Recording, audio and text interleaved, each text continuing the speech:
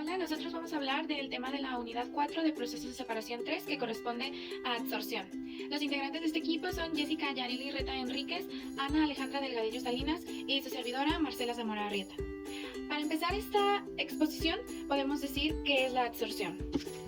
La adsorción es este fenómeno en donde iones, átomos y moléculas o moléculas de gas son disueltas en una sustancia. También es el fenómeno donde estos iones, átomos o moléculas de gas son retenidas en una superficie, ya sea sólida o líquida. Bueno, para entrar más a detalle del tema, yo les voy a explicar lo que ocurre en los procesos de adsorción, que básicamente es cuando uno o más componentes de una corriente de gas o de líquido se absorben a la superficie de un sólido y se llevan a una separación. Luego, el fluido se hace pasar por el lecho y las partículas sólidas absorben componentes de ese mismo fluido.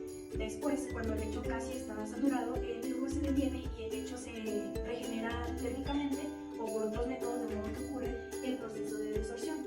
Ya finalmente, esta separación que les mencioné anteriormente se produce debido a las diferencias del peso molecular o de la polaridad que da que algunas moléculas se adhieran con más fuerza a la superficie que otras, o porque los poros son demasiado pequeños para admitir moléculas de gran tamaño. Bueno, en las aplicaciones de la adsorción tenemos dos fases, que sería la fase líquida y la fase gaseosa. En la fase líquida tenemos la eliminación de compuestos orgánicos del agua, eliminación de impurezas coloreadas de sustancias orgánicas y la eliminación de productos de fermentación. Por otra parte, en la fase gaseosa tenemos la eliminación de hidrocarburos gaseosos, la eliminación de componentes azufrados del gas natural y la eliminación de disolventes del aire. Las propiedades físicas de los adsorbentes. Los adsorbentes tienen forma de pelotitas, pequeñas cuencas o gránulos que su tamaño puede ir desde 0.1 milímetros a 12 milímetros, en donde las partículas que son un poco más grandes se utilizan en los lechos empacados. Hay que recalcar también que estas partículas adsorbentes son muy porosas, en donde tienen poros finos que llegan a ocupar hasta el 50% de la superficie o del volumen total de la partícula. Bueno, yo ahora les voy a explicar lo que es la adsorción global y la física. Bueno, como introducción para entrar a estos dos temas o definiciones que les comenté anteriormente, principalmente la adsorción suele ocurrir como una monocapa sobre la superficie de los poros, pero a veces se forman varias capas. Es por eso que da origen a la adsorción física y a la adsorción global, que básicamente la adsorción física, o también es llamada de Van der Waals, por lo general sucede entre las moléculas absorbidas y la superficie interna sólida del poro, y es fácilmente reversible. Como lo podemos ver en esta imagen que está en la presentación, es un diagrama en donde nos dice qué es la adsorción física y cómo se va haciendo la monocapa y la multicapa. Bueno, después sigue la adsorción global, que básicamente este es un proceso que consta de una serie de pasos por los cuales los enumeré, que cuando el fluido pasa alrededor de la partícula en un lecho fijo, el soluto primero se difunde desde el volumen del fluido hacia toda la superficie exterior de la partícula. Luego el soluto se difunde hacia el interior del poro hasta la superficie del mismo, y ya por último el soluto se absorbe sobre la superficie, y así el proceso de absorción global consta de una serie de pasos, como lo dije anteriormente. Algo muy importante son los adsorbentes comerciales, y estos se caracterizan por tener grandes áreas superficiales de los poros que van desde los 100 hasta más de 2000 metros cuadrados sobre gramo. Dentro de los adsorbentes comerciales hay 5 que destacan o son los más comúnmente utilizados, y el primero sería el carbón activado. Este es un material microcristalino que proviene de la descomposición térmica de la madera. Tiene áreas superficiales que van desde los 300 hasta los 1200 metros cuadrados sobre gramo y es usualmente utilizado para absorber sustancias orgánicas. Luego seguimos con el gel de sílice, que este se fabrica con ácido de silicato de sodio y tiene un área superficial de 600 a 800 metros cuadrados sobre gramo y un diámetro promedio de 20 a 28. Y este se utiliza principalmente para deshidratar los gases líquidos y para fraccionar los hidrocarburos. Luego tenemos la alúmina activada, que esta se usa sobre todo para secar gases y líquidos, y sus áreas superficiales van desde los 200 a los 500 metros cuadrados sobre gramo, con un promedio de diámetro de poro de 20 a 140. Luego tenemos a las zeolitas, que estas son aluminosilicatos cristalinos porosos que forman una red cristalina abierta de poros que tienen una uniformidad precisa. Por lo tanto, el tamaño uniforme del poro es diferente al de los otros tipos de adsorbentes que tienen una gama de tamaños de poro. Y por último, pero no menos importante, tenemos a los polímeros o resinas sintéticas, que estas se fabrican polimerizando dos tipos de monómeros y se generan a partir de compuestos aromáticos como lo es el estireno y el dinidenilbenceno, que se utilizan para absorber compuestos orgánicos no polares de soluciones acuosas, los que provienen de ésteres acrílicos, y para solutos más polares de soluciones acuosas. Ahora vamos a hablar del proceso de adsorción. Para este proceso, el fluido pasa por un lecho, en donde las partículas sólidas van a absorber componentes del fluido. Una vez que el lecho esté casi saturado, el flujo se va a detener. Y esto va a causar en el lecho que se regule térmicamente o por otros métodos, lo que va a causar una desorción. De esta manera se recupera el material absorbido o el adsorbato, y así también el adsorbente sólido está listo para otro ciclo de adsorción. Tenemos adsorción en fase líquida y adsorción en fase gaseosa. A continuación vamos a hablar de las aplicaciones de ambas. Dentro de las aplicaciones para la adsorción en fase líquida podemos decir que está la eliminación de compuestos orgánicos del agua o de sustancias orgánicas. También tenemos la eliminación de impurezas coloreadas de sustancias orgánicas y la eliminación de diversos productos de fermentación debido a la descarga de los fermentadores. Para la separación dentro de la adsorción líquida se utilizan parafinas de compuestos aromáticos y fructosa glucosa utilizando zeolitas. Hablando de la adsorción en fase gas, podemos encontrar las siguientes aplicaciones. Podemos ver la eliminación de agua dentro de hidrocarburos gaseosos, la eliminación de componentes azufrados del gas natural, la eliminación de disolventes del aire y otros gases, y la eliminación de olores del aire.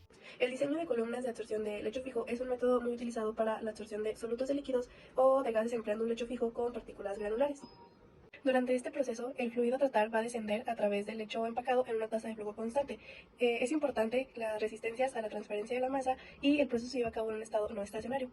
También es importante la eficiencia del proceso, ya que de esta depende la dinámica global del sistema.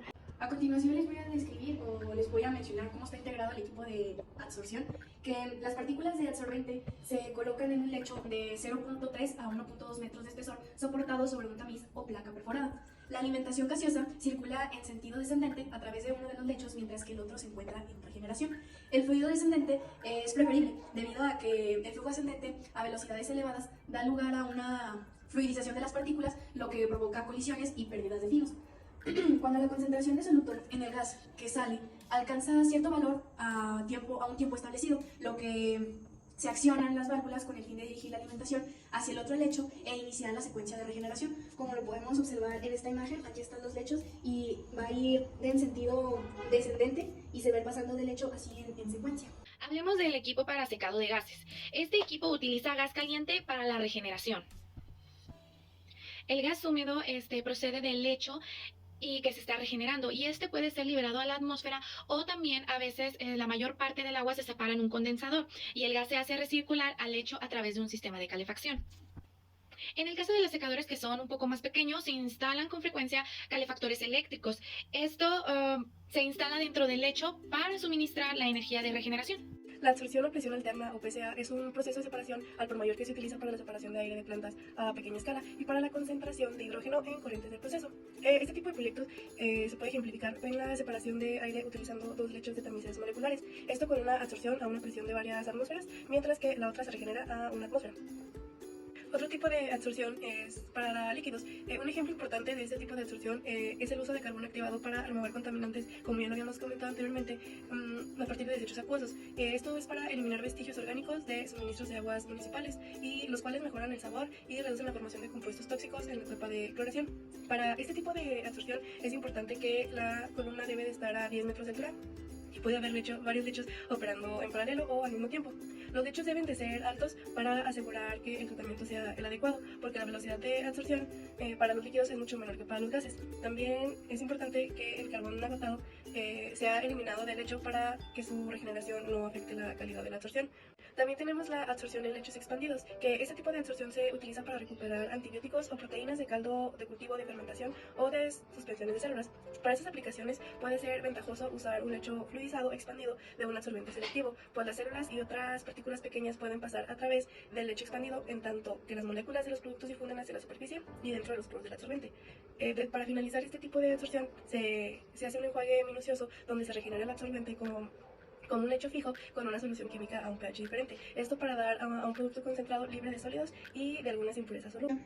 Hablaremos sobre las variables de proceso y ciclos de absorción. Que los procesos de absorción a gran escala se pueden dividir en dos amplias clases. La primera, y que es la más importante, es el sistema cíclico, por lotes, el cual el lecho fijo de absorción se satura y se regenera alternativamente de manera cíclica. La segunda clase es un sistema de flujo continuo, que implica un flujo, como su nombre lo dice, continuo y de una contracorriente de absorbente hacia el flujo de alimentación. Tenemos 4 métodos básicos de uso común para la absorción fija o cíclica por lotes de lecho fijo. Estos 4 métodos difieren uno del otro, más que nada por el método que utilizan para regenerar el absorbente después del ciclo de absorción. Sin embargo, estos 4 métodos por lo general utilizan de 2 a 3 lechos fijos en paralelo, donde el primer lecho se utiliza para el ciclo de absorción y el otro o los otros lechos se utilizan para el ciclo de absorción, que este le da continuidad al flujo.